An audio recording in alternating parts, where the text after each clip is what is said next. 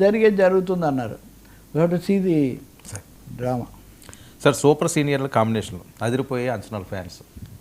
Super సీనియర్లు అంటే చిరంజీవి, వెంకటేష్, అది కూడా అనిల్ రావిపూడి.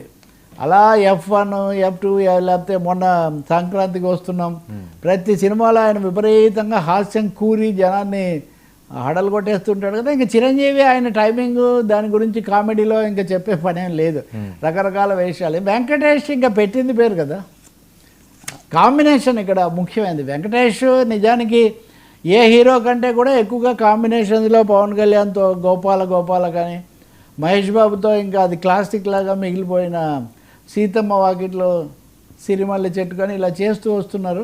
ఇప్పుడు చిరంజీవితో కలిసి చేస్తున్నారు. దాని తాలూకు కొన్ని పాటలు, కొన్ని స్టిల్స్ అవన్నీ కూడా ఇప్పుడు బయటికి వస్తున్నాయి. కానీ చాలా క్రేజీగా ఉన్నారు జనాలు. అంటే సూపర్ సీనియర్స్ కదా, ఇది వీళ్ళందరూ ఒక తరం అనుకుంటే బాలకృష్ణ, నాగార్జున, వెంకటేష్, చిరంజీవి. వీళ్ళలో చిరంజీవి ఒక అడుగు ముందు ఉంటారు వయసు రీత్యా కానీ, స్టార్డమ్ రీత్యా కానీ. సో వాళ్ళిద్దరు వేయటం అన్నది నిజంగా క్రేజీ కాంబినేషన్. ఎప్పుడో ఒకప్పుడు ఎన్టీఆర్ ఏఎన్ఆర్, బహుశా భారతదేశంలో ఎన్టీఆర్ ఏఎన్ఆర్ కలిసిన నటి సినిమాలు ఎవరు వేయలేదంట, ఆ లెవెల్ హీరోస్ అంతా అయిపోయి పెద్దాళ్ళకి కూడా ఒక 5 సినిమాలు వేశారు. ఇప్పుడు చిరంజీవి దానికి వాల్తేరు వీరయ్యలోనేమో తనను రవితేజతో ఆయన కలిపి యాక్ట్ చేశాడు. ఇతర సినిమాల్లో కూడా కొంత అవకాశం ఇస్తున్నారు. కానీ ఇందులో చాలా క్రేజీగా ఫన్నీగా ఉంటుందని జనాలు ఎదురు చూస్తున్నారు. పైగా ఈ మధ్యకాలంలో సినిమాలు హిట్ అవ్వాలంటే ప్యానో ఫన్నో రెండే కదా, ప్యాన్ ఇండియా అన్నా కావాలి, ఫన్ ఇండియా అన్నా కావాలి. కాబట్టి ఇది ఒక ఫన్నీ బాంబులాగా పేలబోతుంది అని చూస్తున్న పరిస్థితి. ఇంక రెండో వైపున అసలు సినిమాల్లో యూత్ఫుల్నెస్ అనేది తెచ్చిన వాళ్ళు ఎవరన్నా ఉన్నారంటే ఇద్దరు. ఒకరు కమల్ హాసన్, రెండోది రజనీకాంత్.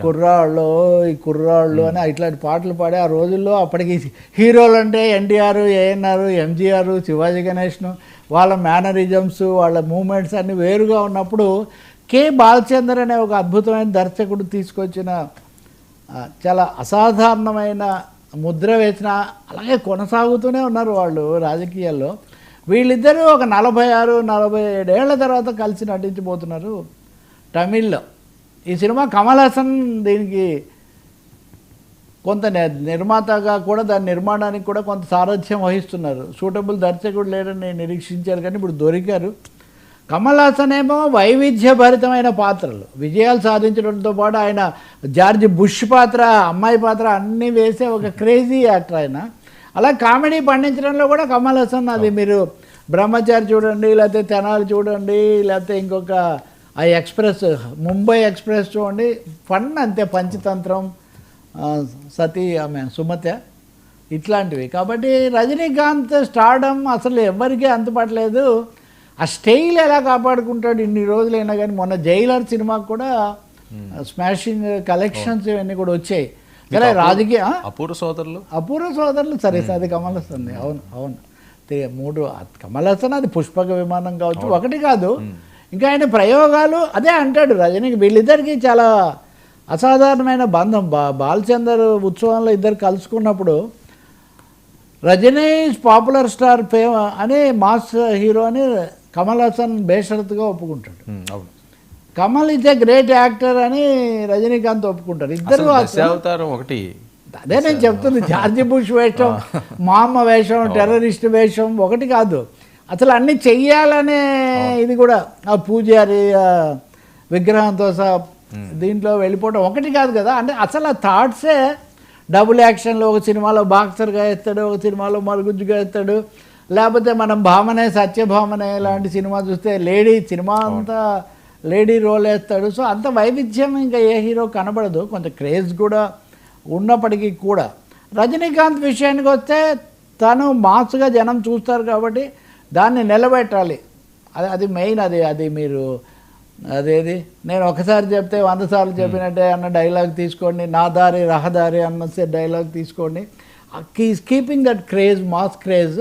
కానీ చాలా వినయంగా ఉంటారు వీళ్ళ దగ్గర. మనం ఈ 4 హీరోల విషయంలో మనం చెప్పదగింది ఏంటంటే always graceful, always accessible to industry and people అన్నది అది చాలా. కాబట్టి వీళ్ళ కాంబినేషన్లో మరి ఎప్పటికైనా కానీ ఏదో గంధం ఎప్పుడు గంధం అన్నట్టుగా 40 ఏళ్ళు 50 ఏళ్ళు అయినా వాళ్ళ హీరోయిజం కానీ వాళ్ళ సంబంధించినటువంటి ఫోకస్ కాన్సన్ట్రేషను యాక్టింగ్ క్యాలిబర్ అవేవి తగ్గేవి కాదని బహుశా మనకు ఈ సినిమాలు నిరూపిస్తాయని అనుకోవాలి. రెండోది ఇవి సక్సెస్ అయితే అవును. ఇంకా మంచి ఇంకా జోడీలు చాలా వస్తాయి. ఇలా అనేక మంది కూడా కొంత ధైర్యంగా ముందుకు వచ్చే అవకాశం కూడా ఉంటుంది. లెట్ వి విష్ ఇలాంటి వాళ్ళు రావడం వల్ల ఒక ఉపయోగం ఏమంటే టు కంక్లూడ్ ఏవో ఆకర్షణలు ఏవో జిలుగులు ఏవో వీటితోనే ముందుకు పోవాలి అనేది తగ్గుతుంది. అవును. కథా ప్రధానంగా పాత్రలు నటులు వాళ్ళ అభినయము అలాగే ప్రేక్షకులకు వాళ్ళకున్న కనెక్టివిటీ ఈ ప్రధానంగా నడుస్తుంది. That's why we may welcome. Thank you so much Rao garu. ఇది ఈనాటి frankly with collector. Stay to 9 news.